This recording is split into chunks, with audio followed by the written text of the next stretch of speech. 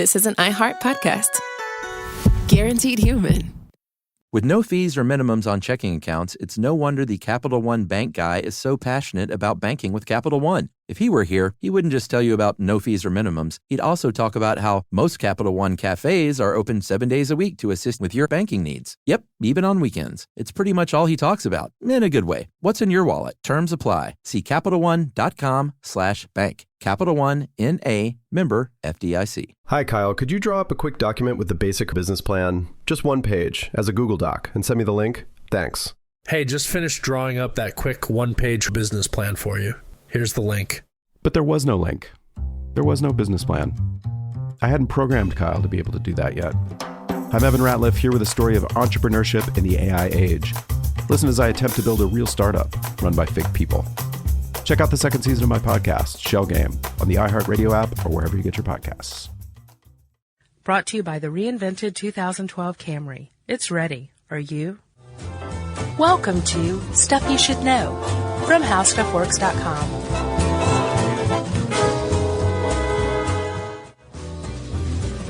Hey, and welcome to the podcast. I'm Josh Clark. There's Charles W. Chuck Bryant, and this makes it something you should know. I just had some of my notes mixed up, like criminal records was stuffed in the middle of this one. Like, wouldn't that be funny if I was talking about abandoned mines and then just like a robot was like, and if you have a DUI, you can call your local police shop and get that expunged. I think that's bad advice. Well, no, I'm just saying. Do not ever call the police unless it's an emergency. You're right. Chuck. Yes. How are you doing? Good. 3 today, huh? Yeah, day before a holiday even. In fact, the office is closed right now and we're still working. I know. It's like crickets outside. Yep. And someone threw a spear at me when I stuck my head out to go to the bathroom. Good. That was his assignment. Yeah. So, Chuck. Yes. If I may take it down a notch or two. Okay. Have you ever heard of a guy named Taylor Crane? No. Say a kid? No. Taylor is a kid who was 16 years old when he died. Okay. He was on a tour of Mexico with his parents. New Mexico or Mexico? Mexico. Okay. Old Mexico. And he was on a tour. I didn't realize these existed, but of abandoned haciendas and mines. So it's basically like an urban exploration tour of old Mexico. Gotcha. And they were at an old mine site, the tour group was, and Taylor was apparently playing tag and jumped up on a low wall. And apparently on the other side of that was a 1,000-foot mine shaft, which he fell into. 1,000 feet? 10 feet across. Jeez. Wide open, 1,000 feet down.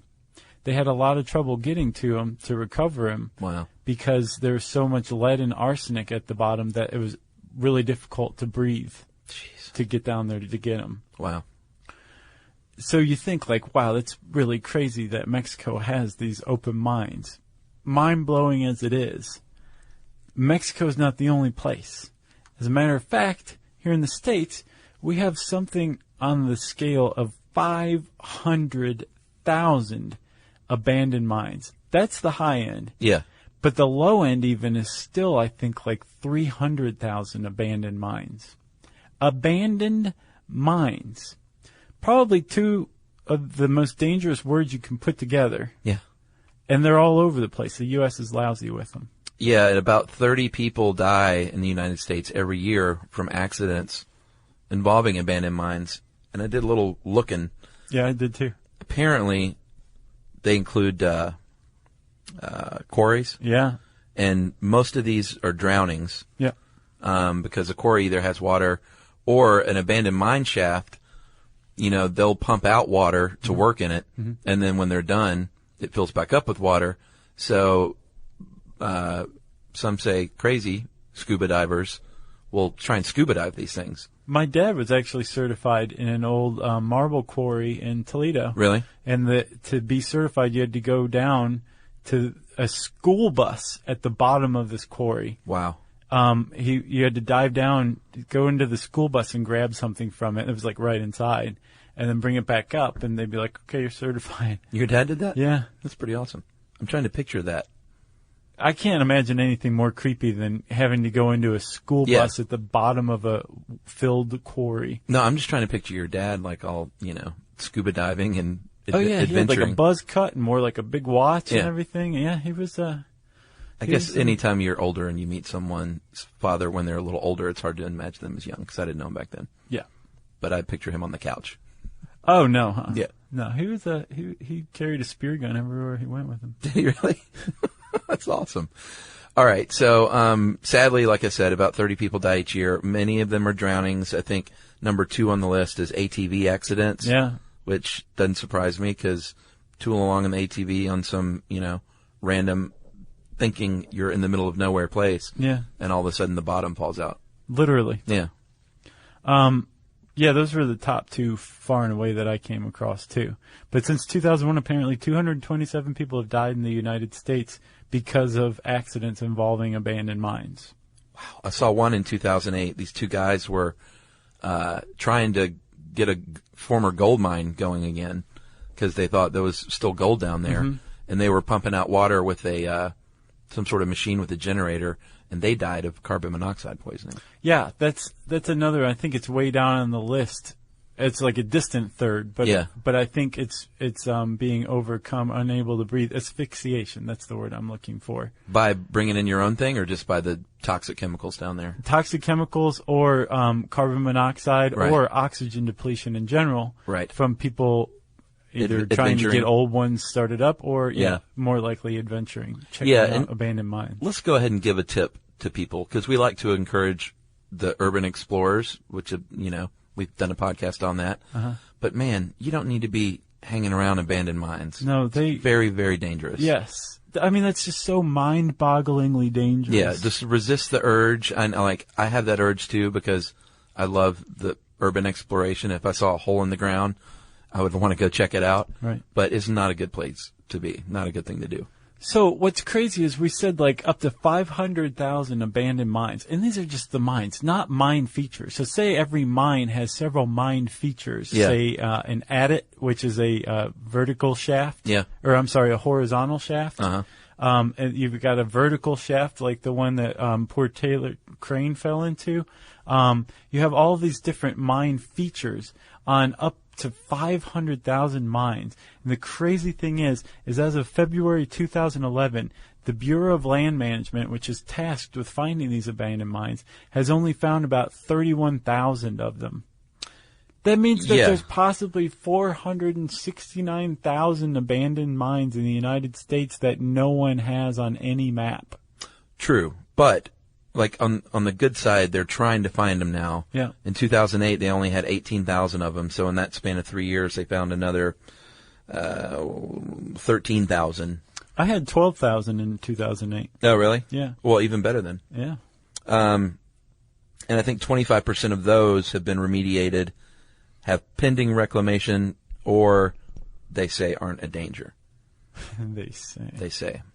So, That's just the physical dangers. yeah, there's 2 kinds. There's physical dangers and environmental dangers, and I guess it's of the ones they found. They said 20 to 30% have physical hazards, and 5 to 10% have environmental hazards. Is that right? Yeah, Okay.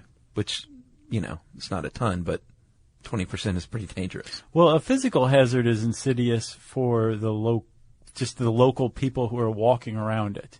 Sure, like falling in. Yeah, or maybe caving in. And by Yeah. the way, I found out that any mine feature that is like a hole in the ground, Uh-huh. or even like if there's a depression in the ground because a mine collapsed some, Yeah. they're called glory holes. Did you know that? That was almost a spit take, wasn't it? Yeah. That's not true. I swear to God it is. Wow. I saw a sign today of an abandoned mine called the Glory Hole Mine. Well, that's quite a name. Yeah. Good for them. Mine tailings you talk about, and this is some of the environmental hazards. Right. And these can actually be physical hazards too if you're living nearby. These are the remnants of what was going on there, of the mineral, and often it can be very toxic, and then that can either be harmful to you or it can run off into the water Right. and be harmful to people, downriver. That was my point, is things like adits and other mine features. Yeah. they're dangerous if you're walking around the mine. Environmental hazards of a mine can be very far-reaching. Yeah. Because in very much the same way that acid rain is produced from like smokestacks, these mines can produce acid rain, and they can also produce acid groundwater. When sulfide minerals, and oxygen combine with water, it produces acidic groundwater that can pollute an entire water system downstream. And then also, Chuck, there's mercury tailings are a big problem, especially with gold mines. Oh, I'm sure. So, like if you take mercury and take gold and put them together, mercury absorbs the gold. And you get a rainbow. Right, exactly. A deadly rainbow. And it makes what's called an amalgam. And then later on, so you have you can take little gold flecks or whatever, and now they're like highly portable, stable little things of mercury. Uh-huh. And then you take them somewhere else, and you can burn the mercury off, and the mercury will vaporize, and just the gold is left. Well, the problem is that mercury then immediately contaminates wherever you just burned it off, and it enters the atmosphere and everything. But those kind of tailings are especially problematic in old gold mines too. And does that end up in Goldschlager bottles? Probably. Is that where they get it? I don't know. I hope they're not putting formerly mercury gold amalgam into Goldschlager. No, the people at Goldschlager wouldn't do that. So, Josh, if this is such a problem, why wouldn't these companies clean up their mine sites? It seems like a no-brainer to me. You're there, you do the work, you close it down, you clean it up. Right. Make sure it's safe for everybody. That's how you do it now. Yes. Supposedly. It was not the case until 1977, for about 200 years. Crazy. People mined, even more than that, people mined in the United States. Willy-nilly. However they wanted. Yeah. And they would say, well, this mine's used up. I don't need it any longer. I'm walking away. Well, the quick answer to my question, which I will now answer. I thought I had answered it. No, is money. That's the real reason, because it's really expensive to clean up your mine site. If you're a mining operation and you can 1977? Uh-huh. You can just fold up shop and leave. Why would you spend money to clean it up if you were a company without an ethical compass, right, and a moral compass? Because, it's going to hit your bottom line, so screw it. Let's just leave it. I can't help but feel like you set me up by asking me that question and expecting the short answer, because I've never given a short answer. Well, that is the short answer. 2006 congressional testimony said it would cost $72 billion to clean up only the hard rock mines, right, like at the Hard Rock cafes. Right. That's $72 billion. Well, the Bureau of Land Management, which we said is responsible for finding these mines and for reclaiming them, basically, they divide mines that they have to deal with into three categories. There's hard rock, which is like gold, silver, minerals, iron maybe. Yeah. I don't think they deal with iron. And then there's coal mines, and then uranium mines. Gotcha. Well, I saw on the East Coast, they had a map of where a lot of these abandoned mines are, and there's a lot of them on the East Coast, and there were, I think, a lot of the coal mines. Oh, yeah. Like there's Centralia, Pennsylvania, which we talked about before, is an abandoned town with a coal seam burning underneath. Oh, yeah, that's right. Creepy. So they abandoned the mines. Over time, land records and lease records were lost, basically. It's like a reverse foreclosure. Yeah, pretty much. And so in the end, no one's on the hook. No one knows many times who these mines originally, who was responsible for this to begin with. Yeah, and even if they do know, the mine owners can be like, do you have documentation that says they own that mine? Yeah. And the government goes, no. And the mine owner says, see you later, or pal. The other little loophole, you wrote this, right? Yeah. That you pointed out, which was if you have gone through bankruptcy, then you can't be held liable. That is no longer true. Oh, is that not true? Yeah. I was happy to find that. Good. You now have to post a bond, basically, as a mining company. From what I understand from research I did very recently, that you have to post a bond, kind of like a fidelity bond, that is money you pay in up front that you get back if your mining operation successfully reclaims the land. If you don't reclaim it, if reclamation isn't like the end of your mine, or you go bankrupt, that money's still there to pay for reclamation. So you're going to correct the article? I think I should. I think you should. People need to know that. Hi, Kyle. Could you draw up a quick document with the basic business plan, just one page, as a Google Doc, and send me the link? Thanks. Hey, just finished drawing up that quick one-page business plan for you. Here's the link. But there was no link. There was no business plan. It's not his fault. I hadn't programmed Kyle to be able to do that yet. My name is Evan Ratliff. I decided to create Kyle, my AI co-founder, after hearing a lot of stuff like this from OpenAI CEO Sam Altman. There's this betting pool for the first year that there's a one-person billion-dollar company, which would have been like unimaginable without AI, and now will happen. I got to thinking, could I be that one person? I'd made AI agents before for my award-winning podcast, Shell Game.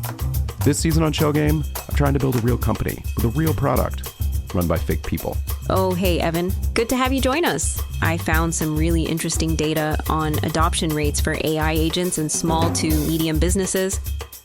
Listen to Shell Game on the iHeartRadio app or wherever you get your podcasts. The moments that shape us often begin with a simple question. What do I want my life to look like now? I'm Dr. Joy Harden Bradford, and on Therapy for Black Girls, we create space for honest conversations about identity, relationships, mental health, and the choices that help us grow.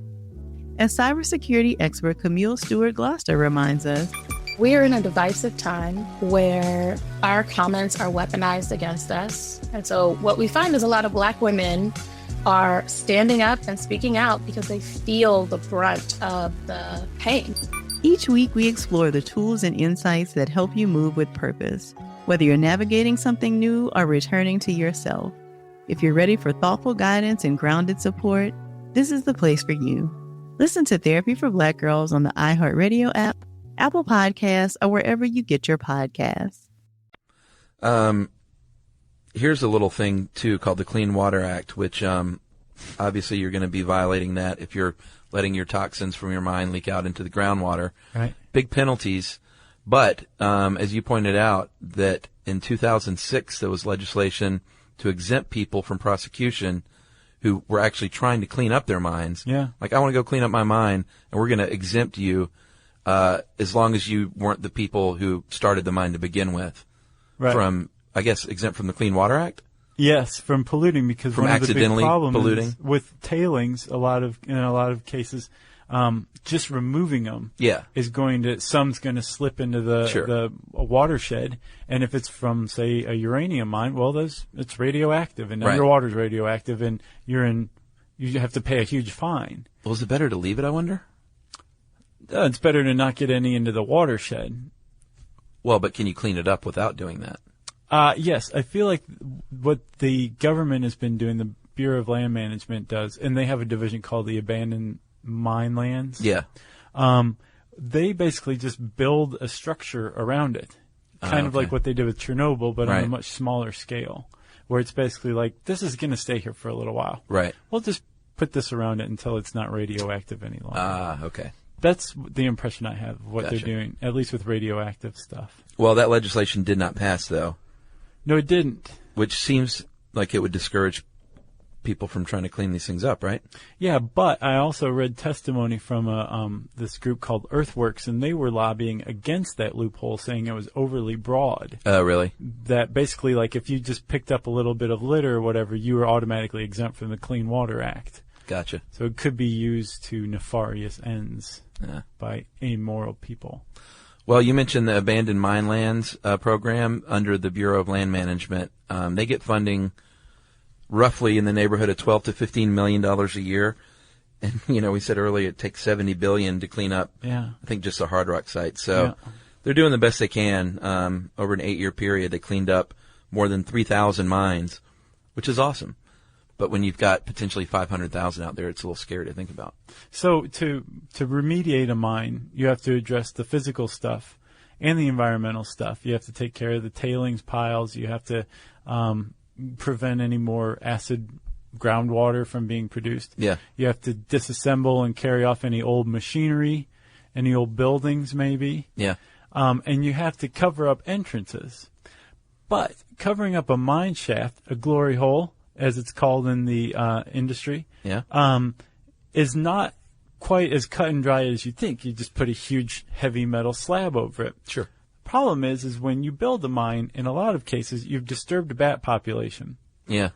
When you abandon the mine, you basically are leaving this bat population with an awesome little place to live. Yeah, a playground, if you will. Exactly. Now, bats are really, really essential to our comfort and happiness in that the average bat can kill something like 600 mosquitoes an hour when it really wants to, if it's feeling frisky. Yeah. So we want to keep bats around. They're already being decimated by white-nosed fungus, right? Yeah. So people who are reclaiming abandoned mines have figured out that there's ways that you can keep humans out but let bats in and out. And so they put on like bat cupolas, vertical shafts, which is basically just like a little roof that has slats to let the bats fly in and out. Yeah, that makes sense. And a bat gate is virtually the same thing, except it goes into like an adit. Bat gate. Yeah. Bat cupola. Mm-hmm.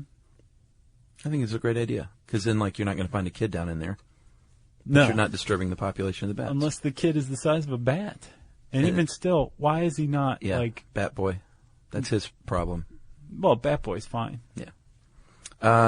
So the EPA started something called the Superfund, which basically means mining companies now pay into this huge bank account to cover costs of future cleanups. Mm-hmm. But that's not enough to meet the needs, so taxpayers end up paying for the discrepancies. Yep. I don't mind my tax money going toward that. Hi, Kyle. Could you draw up a quick document with the basic business plan, just one page, as a Google Doc, and send me the link? Thanks. Hey, just finished drawing up that quick one-page business plan for you. Here's the link. But there was no link.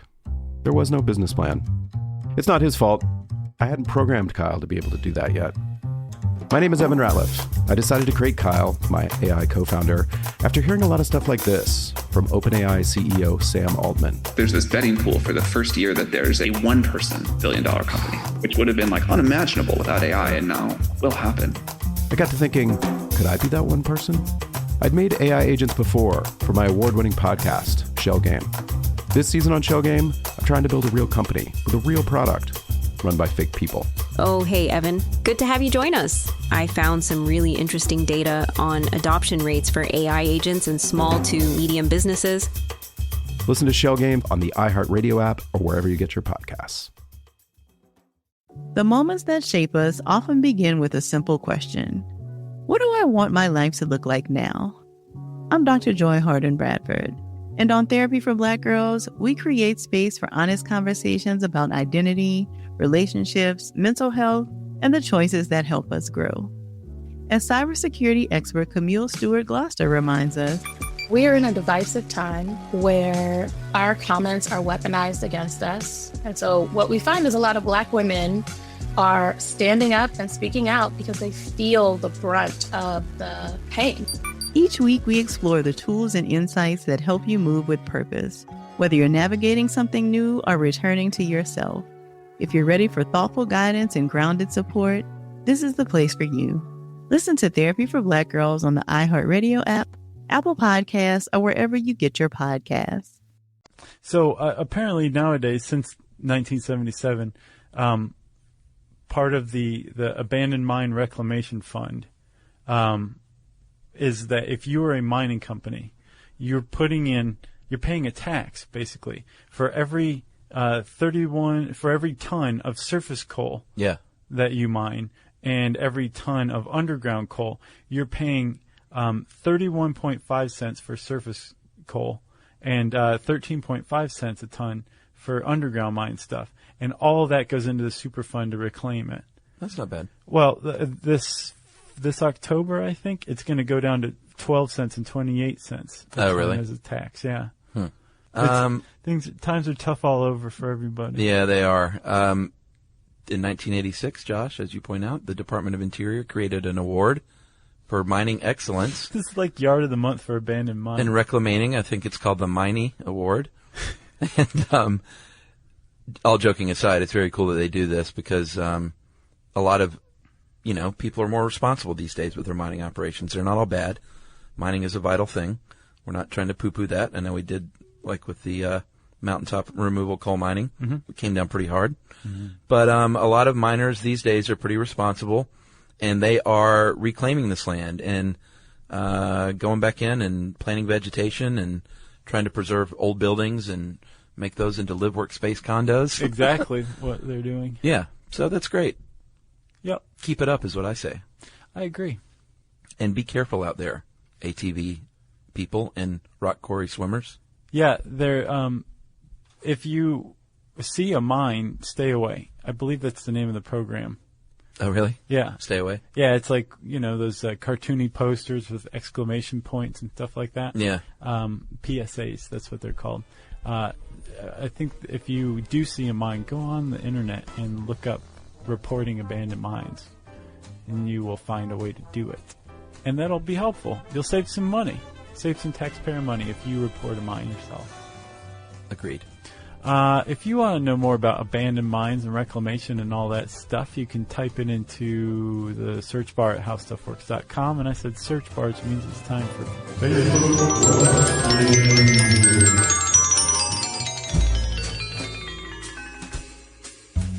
That's right, Josh. This closes out the trilogy.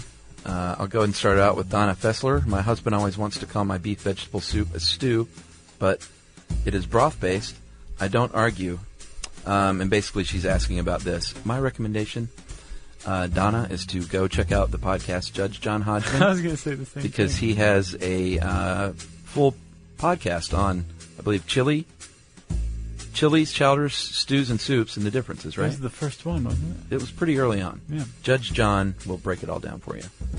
Nice plug, Chuck. Thank you. Ryan Taylor, question, what time is it? A, hammer time. B, time to make the donuts. Or C, beer o'clock. Time to make the donuts. Beer o'clock. We've got one from Jeremy Glover. Did either of you grow up watching Andy Griffith's show? I think he means the Andy Griffith Show. Yeah, I certainly did. I did too. In reruns. Is there anybody? Yeah, same here. Is there anybody who is alive today that didn't grow up watching it? Yeah, well, he's asking that because Andy Griffith died today. Oh, really? Yeah. I didn't know he's still alive. He was, till today. Wow, that's well, he had quite a run. Yeah, he was 86 years old. Good full life as Sheriff Andy Taylor and Matlock. And was that it? Those were his two big characters? Didn't he have a third?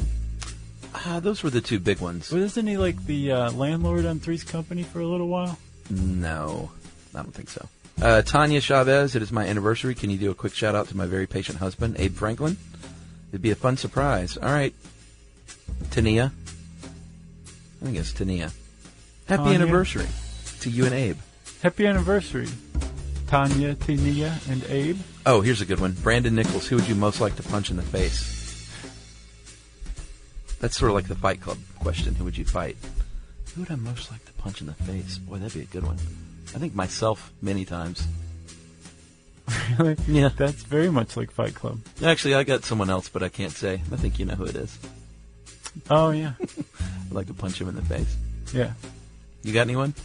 I'm not saying anything. Not gonna say anything. So that was kind of a cop-out. Yeah. Vitali says, would you rather fight 100 duck-sized horses or one horse-sized duck? I love these questions.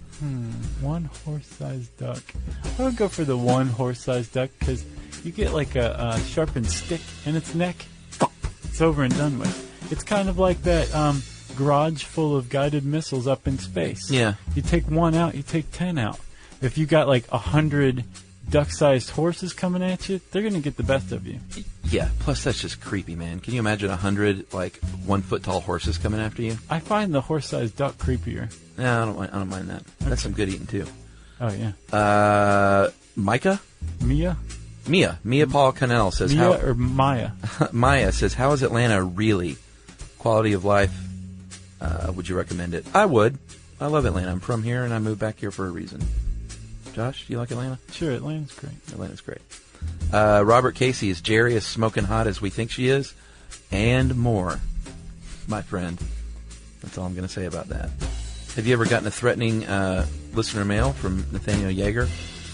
No, nothing threatening. I have. Really? Yeah. Like physically threatened? No, menacing. How about that? I've gotten a couple of little crazy ones, but never menacing. Do you care to share? No. Okay. I don't want to set anybody off. How about one more? Okay, let's see. Why is cilantro so divisive? From Heidi Wells. Good question, Heidi Wells. That is a good one. Cilantro, the herb, also known as coriander, or Chinese celery, I believe, in some quarters. Or cilantro. Yeah. That was pretty good. Thank you. Is divisive because it strikes different people's tongues differently. It's really big time, right? Some people, cilantro is a glorious herb, including me. And me. I love cilantro. Me too. To other people, it tastes very much like soap. Yeah, my friend says that. And there is actually, if you're interested, a video on WebMD that addresses this question. And if you watch very closely, the filmmaker, who is a friend of mine, who I know through Yumi, put in a moment where he takes a thing of Palmolive and puts it over a taco. And it happens just for a second. But it's pretty brilliant once you... It was just funny looking? Yeah. It's like, did he just put soap on a taco? Yeah. There you go. Well, here's what I have to say. I feel sorry for people who have that taste reaction. Oh, I do too. Because cilantro to me is one of the great things in on food and some drinks. Yes. I put a little cilantro in margaritas from time to time. So good. It's really nice. And a couple slices of jalapeno. Yeah. All right. I'm hungry and thirsty. I am too, man. Let's go eat some guacamole. Yay. If you have questions for Chuck and I, you can tweet to us at SYSK Podcast. You can join us on Facebook.com/StuffYouShouldKnow, or you can send us an email to stuffpodcast@discovery.com.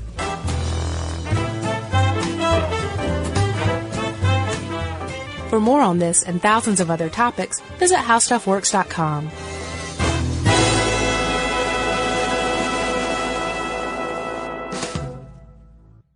Brought to you by the reinvented 2012 Camry. It's ready. Are you? Hi, Kyle. Could you draw up a quick document with the basic business plan? Just one page, as a Google Doc, and send me the link? Thanks. Hey, just finished drawing up that quick one-page business plan for you. Here's the link. But there was no link. There was no business plan. I hadn't programmed Kyle to be able to do that yet. I'm Evan Ratliff, here with a story of entrepreneurship in the AI age. Listen as I attempt to build a real startup run by fake people. Check out the second season of my podcast, Shell Game, on the iHeartRadio app or wherever you get your podcasts. The more you listen to your kids, the closer you'll be. So we asked kids, what do you want your parents to hear? I feel sometimes that I'm not listened to. I would just want you to listen to me more often and evaluate situations with me and lead me towards success. Listening is a form of love. Find resources to help you support your kids and their emotional well-being at sounditouttogether.org. That's sounditouttogether.org. Brought to you by the Ad Council and Pivotal. This is an iHeart podcast. Guaranteed Human.